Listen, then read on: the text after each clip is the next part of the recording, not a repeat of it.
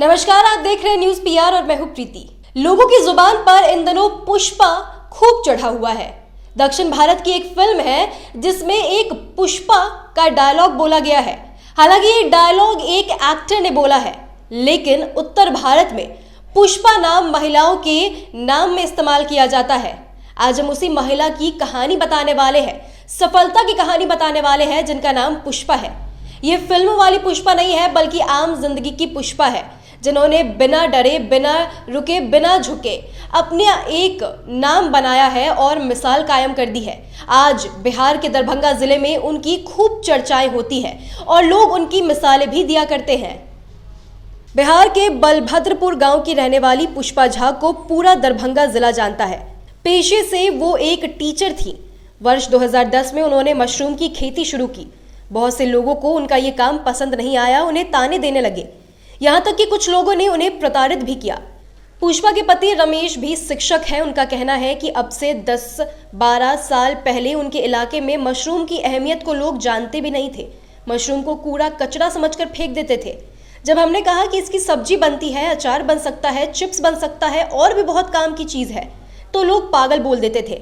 पुष्पा ने कहा कि किसी ने मेरे पति को मशरूम की खेती के बारे में बताया, जिसके बाद हमने समस्तीपुर के पूसा विश्वविद्यालय से मशरूम की खेती की ट्रेनिंग लेने का फैसला किया। जब मशरूम उगाना सीख गए तो दिलचस्पी और बढ़ने लगी। हालांकि शुरुआत के 5-7 साल अच्छे नहीं लगे, उसके बाद भी हमने ये काम नहीं छोड़ा। हमने लोगों को काफ़ी समझाया, काफ़ी भरोसा दिलाया, इसलिए हम हर साल दुगनी रफ्तार से आगे बढ़े। आज हमारा उत्पाद स्थानीय बाजार के अलावा बिहार के दूसरे जिलों में भी पहुंच रहा है। सच कहे तो अब मशरूम दरभंगा की एक पहचान बन चुका है। मशरूम की खेती अब सालाना काफ़ी आसान हो गई है। पुष्पा कहती है कि जब हमने शुरुआत की थी तो ये काफ़ी कठिन काम था। हमें मुनाफा नहीं था और मेहनत बहुत हो रही थी। गर्मी के दिनों में कतई संभव नहीं था। जैसे एक दफ़ा जून का महीना था जिसमें गर्मी काफ़ी तेज़ होती थी, इसलिए हमने करीब 3 महीने इंतज़ार किया और सितंबर में फिर मशरूम की खेती शुरू कर दी।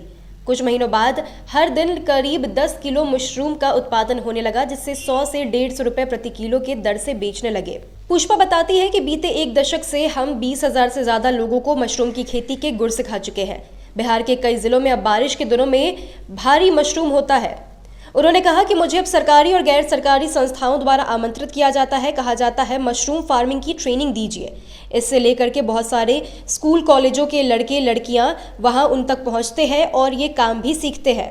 दरभंगा की रहने वाली पुष्पा अब लोगों के बीच में एक मिसाल बन चुकी है। लोग अब उनसे सीखने भी आ रहे हैं। तो आज की सफलता से संघर्ष भरी कहानी में इतना ही।